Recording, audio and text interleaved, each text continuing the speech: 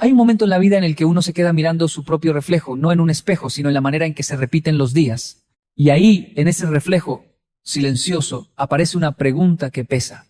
Si sé lo que tengo que hacer, si conozco el camino, si he recibido consejos, señales, oportunidades, ¿por qué sigo deteniéndome justo antes de avanzar? ¿Por qué me saboteo? Es una pregunta profunda, casi prohibida, porque obliga a enfrentarse con uno mismo. No con el enemigo externo, no con la mala suerte, no con el país, no con la crisis, sino con esa parte interna que entra en pánico cuando la vida empieza a mejorar. Todos lo hemos vivido. Todos hemos sentido esa fuerza misteriosa que nos empuja hacia atrás cuando por fin estamos avanzando.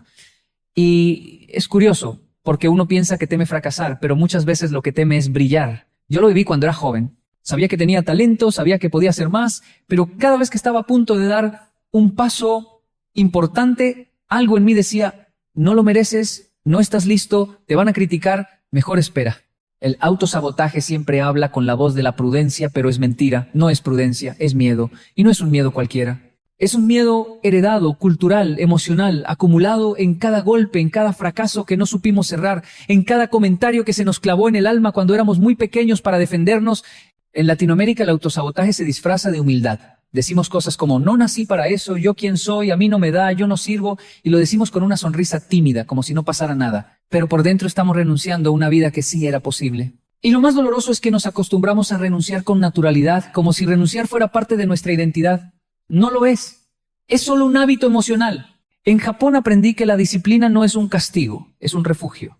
Cuando la mente se confunde, cuando las emociones se enredan, cuando el miedo aparece, la disciplina sostiene. La disciplina es el acto más amoroso que uno puede hacer consigo mismo, porque es decirse cada día, yo no vine a sabotear mi propia vida, vine a construirla. Pero uno no llega a esa conclusión sin antes atravesar un reconocimiento honesto. ¿En qué momentos me detengo? ¿En qué áreas de mi vida siempre me tropiezo con el mismo patrón? ¿Qué excusas? Repito, ¿qué historia me cuento para no avanzar?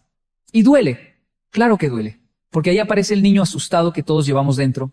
Ese niño que aprendió a no pedir, a no molestar, a no soñar demasiado. Hoy quiero que escuche esto con calma. Usted no se sabotea porque sea débil. Usted se sabotea porque en algún momento de su vida aprendió que avanzar era peligroso. Ese aprendizaje ya no le sirve. Usted no es aquella persona que tenía que aguantarse todo. Hoy es un adulto capaz de elegir. En este viaje que vamos a recorrer juntos, quiero mostrarle que el autosabotaje no es su enemigo. Es su historia hablándole, pidiéndole que por fin la sane. Vamos a descubrir de dónde viene, cómo se disfraza y cómo se vence. Porque superar el autosabotaje no es cuestión de fuerza, es cuestión de conciencia. Y si se queda conmigo hasta el final de este mensaje, le prometo algo. Va a entender por qué no avanzaba y va a sentir dentro de sí la fuerza suave pero firme de empezar un camino distinto. El autosabotaje no aparece de la nada. Uno no se levanta un día diciendo voy a arruinar mis propios planes. No, el autosabotaje llega silencioso, disfrazado de cansancio, de falta de tiempo, de modestia, de prudencia exagerada. Llega como una voz suave que convence, que justifica, que adormece. Una voz que dice después lo intento, hoy no es el día, no sirve de nada, ¿ya para qué? Y uno le cree, porque esa voz suena a uno mismo. Por eso es tan difícil detectarlo. Porque uno no pelea con un enemigo externo, uno pelea con un reflejo. Y lo más doloroso es que muchas veces ese reflejo nació en la infancia, en un entorno donde uno tuvo que adaptarse para sobrevivir emocionalmente. El niño que aprendió a no incomodar termina siendo el adulto que renuncia antes de intentar. El niño que se exigió demasiado para ser aceptado termina siendo el adulto que se castiga cada vez que comete un error. El niño que se sintió ignorado termina siendo el adulto que se abandona a sí mismo sin darse cuenta. En Japón yo veía algo que me impactaba. Los niños son muy disciplinados, pero no por miedo, sino porque crecieron entendiendo que hay un orden natural en las cosas. Que hay un tiempo para jugar, un tiempo para estudiar, un tiempo para ayudar. Nada extremo, simple, constante. Y esa constancia les da seguridad. En cambio, muchos de nosotros crecimos en ambientes donde todo era incierto. Entonces, sin darnos cuenta, desarrollamos un mecanismo para protegernos del caos. Evitar avanzar demasiado, no vaya a ser que la vida cambie y no sepamos cómo sostenerla.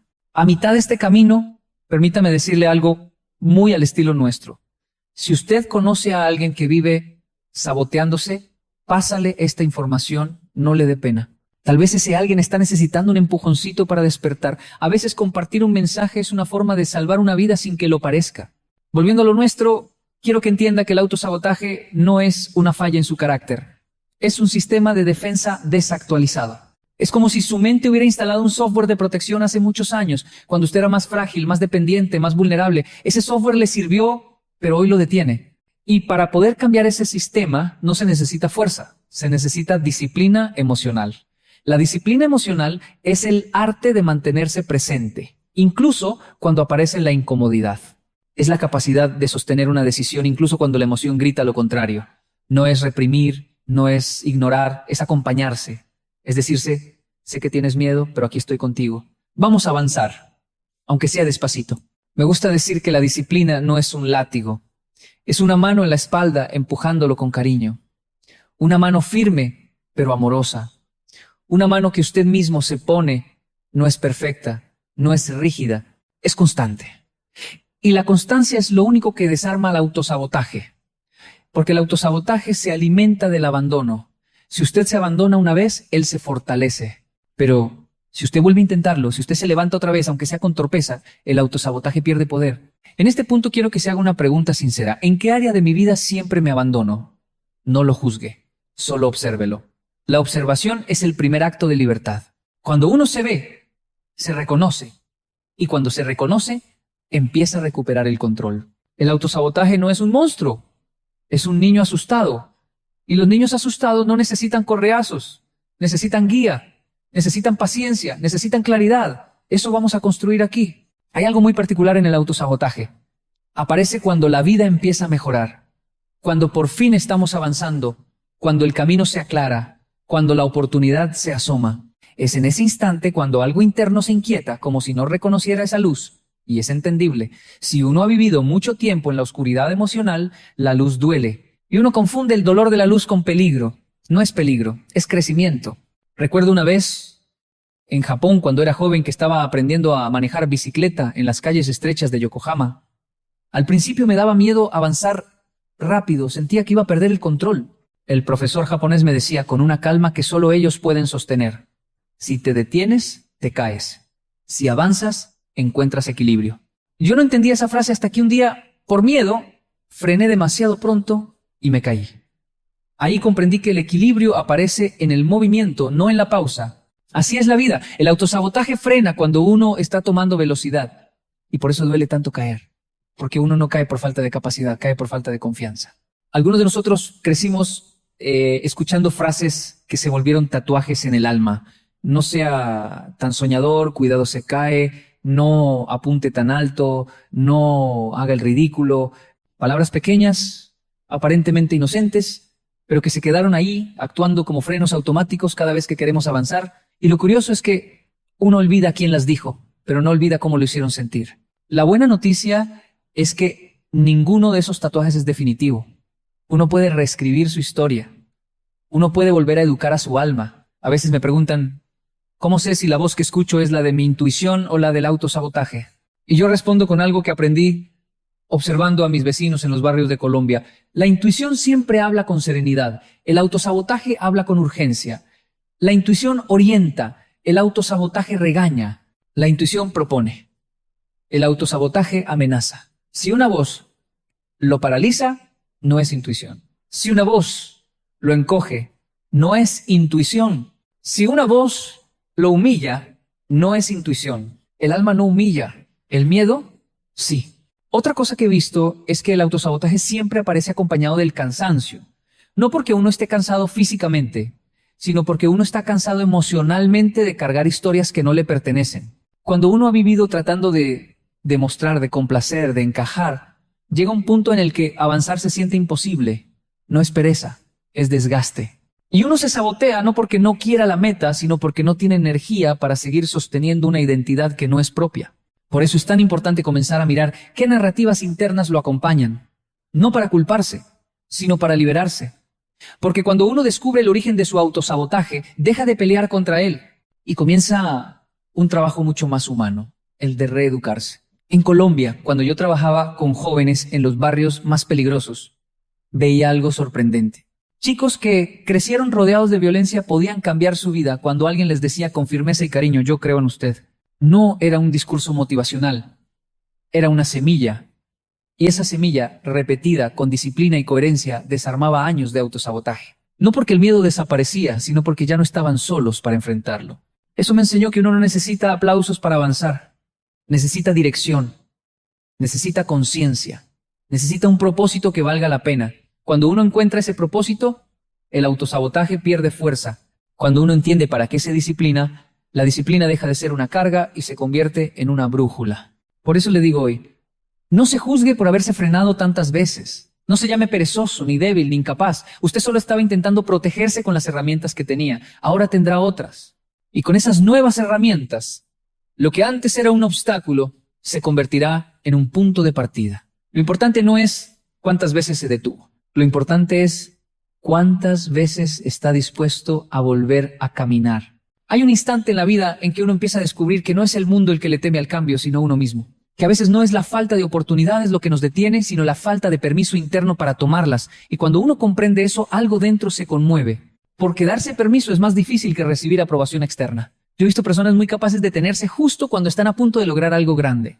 Y no porque no tengan talento ni porque no quieran crecer, sino porque crecer implica dejar una versión antigua de uno mismo atrás. Y despedirse de esa versión, aunque haya sido dolorosa, da miedo. Porque uno se acostumbró a vivir desde ahí, a identificarse con el que lucha, con el que sufre, con el que renuncia, con el que casi lo logra. Cambiar significa dejar de ser ese personaje conocido y pasar a ser alguien que todavía no comprendemos del todo. Esa transición es incómoda. En Japón se habla mucho del peso de la identidad. Ellos dicen que la identidad no está en lo que uno dice, sino en lo que uno sostiene cada día. Por eso les impresiona tanto el compromiso, la constancia, la palabra empeñada. Yo crecí entre esos dos mundos, el latino apasionado y el japonés disciplinado, y comprendí que el autosabotaje nace precisamente cuando esas dos fuerzas internas chocan. El corazón latino sueña, pero el miedo aprendido lo frena. El rigor japonés avanza, pero la duda interna lo cuestiona. Uno vive en esa batalla silenciosa, sin darse cuenta. Cuando yo era más joven y empecé a dar mis primeras charlas, sentía que cada vez que me invitaban a un escenario, una parte de mí avanzaba con entusiasmo y otra quería salir corriendo. Esa parte que quería huir no era falta de amor por lo que hacía. Era miedo de no estar a la altura, miedo a equivocarme, miedo a decepcionar. Y un día entendí algo simple, pero transformador. Uno no se sabotea por falta de capacidad, sino por exceso de exigencia. El autosabotaje florece cuando la vara está demasiado alta. Cuando uno cree que debe ejecutar perfecto, hablar perfecto, ser perfecto, entonces el miedo toma el control. La disciplina emocional, en cambio, dice algo diferente. Hágalo imperfecto, pero hágalo. Hágalo con dudas, pero hágalo. Hágalo con miedo, pero no se detenga. La disciplina no elimina el miedo, lo acompaña. Y de pronto empieza a suceder algo hermoso. La acción disciplinada le enseña al miedo que ya no manda. Cada paso pequeño, cada día cumplido, cada decisión coherente le envía un mensaje a esa parte asustada. Estamos avanzando y estás a salvo. Un joven colombiano me dijo una vez que la vida lo castigaba cada vez que intentaba algo bueno. Y yo le respondí que la vida no lo castigaba. Era él mismo quien se castigaba por creer que no merecía que le fuera bien. Porque cuando uno ha vivido mucho tiempo apagado, la felicidad parece sospechosa. Y cuando aparece algo bueno, en lugar de recibirlo, lo duda, lo cuestiona, lo sabotea. No es malo dudar. Lo que duele es quedarse a vivir en la duda. La disciplina emocional no pelea contra la duda, la atraviesa. No pelea contra el miedo, lo escucha. No pelea contra el autosabotaje, lo entiende. Y cuando uno entiende su dolor interno, comienza a caminar con más suavidad. Porque ya no está huyendo de sí mismo, está caminando consigo mismo. Hoy quiero que reflexione sobre esto. Si usted no hubiese tenido miedo en la vida, ¿dónde estaría? ¿Qué habría intentado? ¿Qué habría cambiado? ¿Qué habría construido? No para lamentarse, sino para reconocer que ese deseo interno sigue ahí, no está muerto, solo está esperando disciplina, paciencia y un poco de valentía. Hay un potencial enorme dentro de usted. Un potencial que no se activa con gritos, ni con culpas, ni con castigos. Se activa cuando uno se mira con sinceridad y dice, voy a avanzar aunque todavía no me sienta listo. Esa frase es el inicio de una vida nueva. Hay un cansancio que no se cura durmiendo. Un cansancio que viene de años de sostener una versión de uno mismo que ya no quiere vivir así. Un cansancio que aparece cuando uno se ha tratado con dureza, cuando ha escondido sus necesidades, cuando ha fingido que no le duele lo que sí le duele. Y ese cansancio, aunque parezca una carga, puede ser también una invitación. Una invitación a detener el autosabotaje y comenzar a caminar de otra manera. A veces me encuentro con personas maravillosas, personas inteligentes, sensibles, capaces, pero agotadas. No agotadas por el trabajo, sino por sí mismas. Agotadas de posponer su vida, de repetir excusas, de cargar culpas, de sostener relaciones que ya no alimentan, de pelear batallas que no les pertenecen. Y cuando uno está agotado así, cada paso parece imposible. No porque el camino sea difícil, sino porque el alma está cansada. En Japón aprendí algo curioso. Cuando alguien se cansa, no lo obligan a seguir. Lo invitan a descansar correctamente. Descansar correctamente no es abandonar, no es rendirse, es detenerse para poder continuar mejor. En cambio, muchos de nosotros confundimos descanso con culpa. Si paramos, nos sentimos vagos. Si bajamos la guardia, nos sentimos irresponsables. Si nos damos un respiro, algo dentro nos dice que deberíamos estar produciendo más. Ese es uno de los orígenes del autosabotaje, la incapacidad de pausar sin castigarse. La disciplina emocional también se trata de descansar bien, de escucharse, de reconocer cuando uno está actuando desde el agotamiento y no desde la convicción. Nadie puede construir una vida sólida si está viviendo con el tanque emocional vacío. Recuerdo un día en que estaba en Colombia, después de varias conferencias largas, me sentía drenado. Yo no me doy cuenta de eso mientras estoy en el escenario, porque me apasiona lo que hago. Pero el cuerpo y el alma siempre pasan factura. Regresé a casa y mi hijo menor, con esa espontaneidad que él tiene, me dijo: papi, siéntese un ratico que usted tiene cara de que se va a desmayar. Y aunque me reí, entendí el mensaje. Los niños reconocen el cansancio antes que uno mismo. Ellos no necesitan explicación para saber cuándo un adulto está al borde de colapsar. Me senté, respiré y entendí algo profundo. No es debilidad detenerse, es sabiduría. Porque cuando uno se detiene desde la conciencia, no pierde el rumbo, lo aclara. El autosabotaje se aprovecha del desgaste. Cuando estamos cansados, aparece con fuerza y nos convence de que no podemos, de que no sirve, de que no vale la pena. Por eso, una de las formas más suaves y poderosas de vencerlo es recuperar energía emocional, cuidarse, permitirse sentir, permitirse llorar, permitirse no poder por un momento y luego levantarse con calma. No con culpa, con calma. He visto personas que cuando empiezan a tratarse con más humanidad, cuando empiezan a respetar su ritmo, cuando dejan de exigirse como máquinas, descubren que su vida se organiza sola, que las ideas vuelven, que la motivación regresa, que la mente se aclara, que los pasos fluyen. No porque alguien los haya empujado, sino porque dejaron de empujarse ellos mismos hacia la destrucción. Vivir no es resistir, vivir es avanzar con equilibrio. A veces creemos que la meta es grandeza, éxito o reconocimiento, pero la verdadera meta es estar en paz con uno mismo. Y desde esa paz, construir una vida que tenga sentido. Cuando uno se mira con cariño, el autosabotaje se queda sin herramientas. Porque el saboteador interno solo prospere en tierra dura. Si la tierra se ablanda, si el trato hacia uno mismo se vuelve más compasivo, el miedo ya no encuentra dónde esconderse. Hoy quiero que se escuche de verdad. ¿Qué parte de usted está pidiendo descanso? ¿Qué parte está pidiendo cuidado? ¿Qué parte está pidiendo ser escuchada? Esa escucha es el inicio de un nuevo camino. Cuando usted se atiende, el mundo deja de sentirse tan pesado y la vida comienza a tener otra textura, más amable, más posible. Lo que viene ahora es crecimiento. Y el crecimiento no siempre es avanzar. A veces es saber detenerse para volver a avanzar mejor. Ese equilibrio es disciplina emocional. Ese equilibrio es madurez. Ese equilibrio es libertad. Hay un punto en el proceso de dejar de autosabotearse en el que uno empieza a sentir una especie de incomodidad extraña.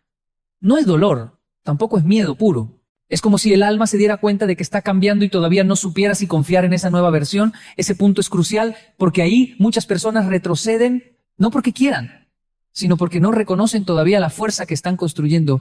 Cuando uno avanza hacia una versión más disciplinada y más consciente de sí mismo, inevitablemente aparece resistencia interna. La mente dice que quiere crecer, pero el cuerpo recuerda años de costumbres que no estaban alineadas con ese crecimiento. Y es natural. Sería raro que no pasara. No se puede cambiar una vida sin que alguna parte de uno proteste. A mí me pasó muchas veces. Cuando empecé a tomar decisiones que exigían constancia, sentía esa misma resistencia. El autosabotaje no siempre llega en forma de pereza. A veces llega disfrazado de pequeños pensamientos que parecen inocentes, pero no lo son. Hoy no es buen día, tómeselo suave. Después lo intenta, ya hizo suficiente. Esa voz tiene algo seductor. Es amable, parece protectora, pero solo quiere que usted vuelva a lo conocido. A mitad de este camino quiero decirle algo de corazón. Si conoce a alguien que está luchando consigo mismo, que está dando pasos tímidos hacia una vida mejor, compártale este mensaje. A veces una palabra llega justo cuando una persona está a punto de renunciar. Y es increíble cómo un mensaje puede encender de nuevo una luz que estaba apagándose. El verdadero enemigo del autosabotaje no es la fuerza de voluntad, sino la claridad. Cuando uno sabe hacia dónde va y entiende por qué quiere ir allá, la resistencia pierde fuerza. La claridad es una brújula. La confusión es un laberinto. Y uno no se pierde porque sea torpe, uno se pierde porque no ve el camino. La disciplina emocional ilumina ese camino. Le da estructura al día, le da orden a la mente, le da espacio al alma para respirar. La disciplina no es rigidez. La disciplina es un acto de amor propio. Es decirse, voy a hacer esto por mí porque quiero una vida más digna, más coherente, más tranquila. En Latinoamérica se confunde disciplina con sufrimiento y no tiene nada que ver. El sufrimiento desgasta, la disciplina sostiene, el sufrimiento aplasta. La disciplina libera, el sufrimiento golpea. La disciplina acompaña. La disciplina es la mano que le tiende a su futuro para que avance sin miedo. Recuerdo una escena en Japón, hace años. Había un anciano barriendo la entrada de un pequeño templo a las 5 de la mañana, bajo una llovizna suave. Nadie lo veía, nadie lo felicitaba, nadie le pedía que lo hiciera. Y yo le pregunté por qué barría si no había nadie más allí. Él sonrió y dijo con esa serenidad que solo ellos tienen, porque el templo merece estar limpio aunque nadie lo vea. Yo entendí ese día que la disciplina no es una obligación, es un honor. Y si aplicamos eso a nuestra propia vida, comprendemos algo profundo.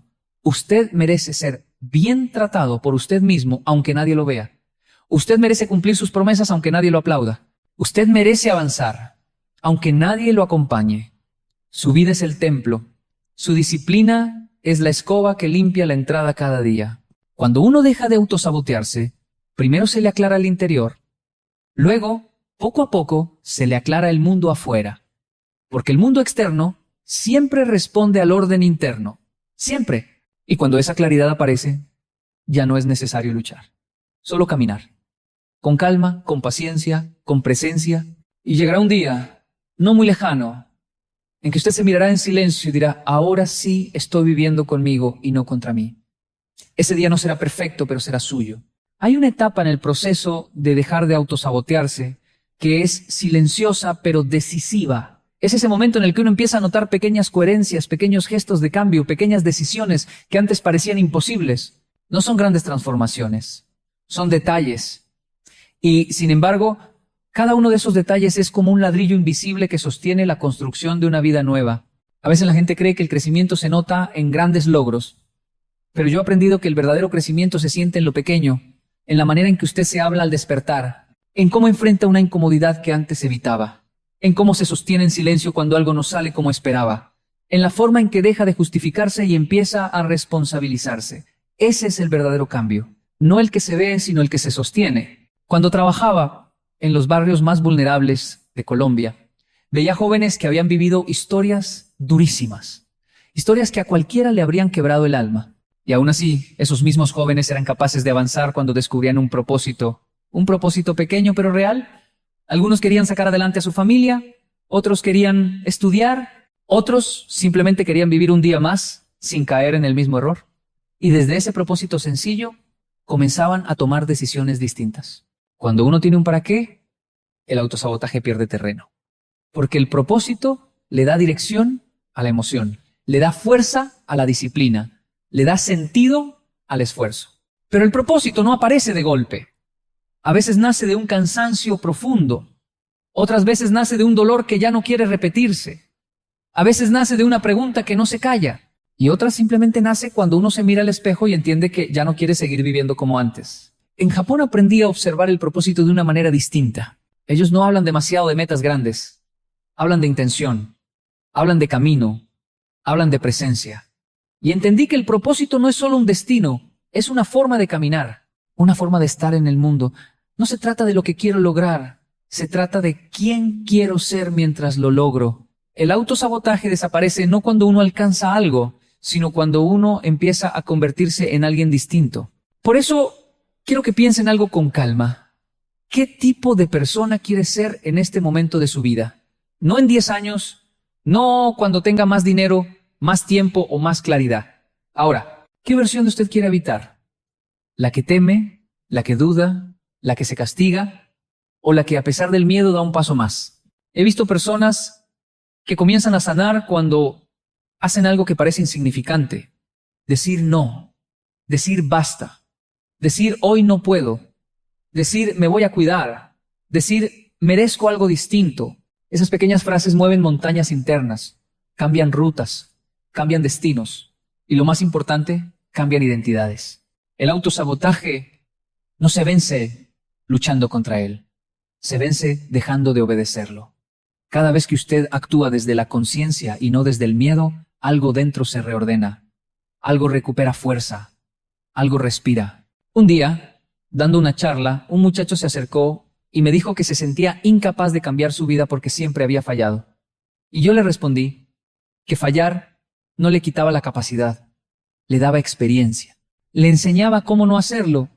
Y si sabía cómo no hacerlo, entonces estaba más cerca de lograrlo, porque el fracaso no es enemigo del crecimiento, es parte del manual. Quiero que guarde esta frase. Usted no es su pasado, usted es su posibilidad. Y esa posibilidad se activa cuando usted se trata con la disciplina de quien sabe que está construyendo algo importante. Si ha llegado hasta aquí, significa que ya no está huyendo de sí mismo, está mirándose, está entendiéndose, está creciendo, y el crecimiento, aunque duela, es señal de vida. Hay un momento en este proceso de dejar de autosabotearse en el que la vida empieza a sentirse distinta, no porque todo mejore de golpe, sino porque uno empieza a mirarlo todo desde otro lugar. El miedo sigue apareciendo, sí. Las dudas siguen visitándolo, sí. Los pensamientos viejos intentan regresar, también. Pero algo fundamental ha cambiado. Ahora usted ya no se cree todo lo que piensa. Ya no se deja arrastrar tan fácil, ya no se abandona tan rápido. Y esa diferencia, aunque parezca pequeña, es enorme. Es como si dentro de usted empezara a crecer una voz nueva. Una voz más serena, más firme, más honesta. Una voz que dice siga. Una voz que dice confíe. Una voz que dice usted puede, aunque todavía no lo sienta del todo. Esa voz es la disciplina emocional. La disciplina emocional no grita, no obliga, no humilla. Acompaña, sostiene, espera, guía. Y en esa guía, algo dentro de uno comienza a ordenarse. En Japón descubrí el valor de la repetición consciente. Ellos no hacen algo una vez para lograrlo. Lo hacen cada día hasta que se vuelve parte de su identidad. Y entendí que el autosabotaje no se vence con motivación, se vence con repetición, con el acto cotidiano de hacer algo que alimenta su vida, aunque no tenga ganas. Con el acto humilde de levantarse después de fallar sin drama, sin culpa, con el movimiento lento, pero insistente, de un ser humano que está aprendiendo a vivir consigo mismo. En Colombia aprendí otra cosa. Aprendí la fuerza del corazón latino para levantarse incluso cuando todo parece perdido. Aprendí que, aunque tengamos heridas profundas, también tenemos una capacidad inmensa de soñar. Pero ese sueño necesita dirección, necesita estructura, necesita disciplina. Porque un sueño sin disciplina se convierte en frustración. Un sueño con disciplina se convierte en vida. El autosabotaje nos visita cuando el sueño empieza a tomar forma. Es su manera de preguntar, ¿estás seguro? ¿De verdad quieres cambiar? ¿De verdad crees que puedes vivir distinto? Y la disciplina emocional responde con calma. Sí quiero, sí puedo, sí sigo. Pero hay algo más profundo todavía. Cuando uno deja de autosabotearse, comienza a aparecer una sensación de dignidad. Dignidad de ser, dignidad de existir, dignidad de ocupar un espacio en el mundo sin pedir perdón. Y esa dignidad transforma todo. Transforma la manera en que usted se para, en que habla, en que elige, en que sueña. Y lo más interesante es que no transforma solo su trato consigo mismo, sino el trato que permite de los demás. Recuerdo a una señora que conocí en un taller comunitario. Me dijo que siempre aceptaba lo poco que le daban, porque creía que era mejor eso que nada. Y un día, después de muchos ejercicios de disciplina emocional, se levantó y dijo, hoy descubrí que no es mejor poco que nada, es mejor nada que lo que me apaga. Esa frase cambió su vida y cambió la mía también. Porque entendí que el autosabotaje no solo nos hace renunciar a lo bueno, también nos hace aceptar lo que nos daña. La dignidad nace cuando uno se reconoce valioso. Y el valor propio no se consigue con elogios, se construye con decisiones diarias, con el modo en que usted se habla, con la forma en que se cuida, con la capacidad de decir, esta vez no me voy a abandonar. A partir de aquí, algo empieza a florecer. Usted comienza a sentir que sí puede, que sí merece, que sí está avanzando. Y aunque falte camino, ya no se siente perdido, se siente en proceso. Y el proceso, cuando se vive con conciencia, es más importante que la meta. La vida no cambia cuando llega algo grande. La vida cambia cuando usted cambia la manera de estar en ella. Y eso es exactamente lo que está sucediendo ahora. Hay un momento, casi siempre al final de un proceso así, en el que uno se queda mirándose en silencio. No porque esté confundido, sino porque se reconoce. Porque por fin entiende algo que durante años estuvo buscando afuera. Que nunca necesitó ser perfecto para avanzar. Que nunca necesitó saberlo todo para comenzar. Que nunca estuvo realmente roto. Solo estaba enredado en historias antiguas que ya no le sirven. Ese silencio es especial. Es el silencio de quien ya no huye, de quien ya no pelea con su sombra, de quien está aprendiendo a caminar con dignidad aun cuando el camino no esté completamente claro. Y desde ese silencio nace una verdad que puede cambiarle la vida. Usted no es su miedo, usted no es su duda, usted no es su pasado, usted es su capacidad infinita de rehacerse. En Japón vi cómo una pieza rota podía convertirse en arte cuando era reparada con oro. Ese método del kintsugi me cambió la mirada para siempre, porque entendí que las grietas no tienen que esconderse, no son vergüenza, son historia, son testimonio, son carácter. Y si uno logra mirarlas con respeto, en vez de negarlas o avergonzarse de ellas, esas grietas se convierten en su mayor fuente de belleza interior.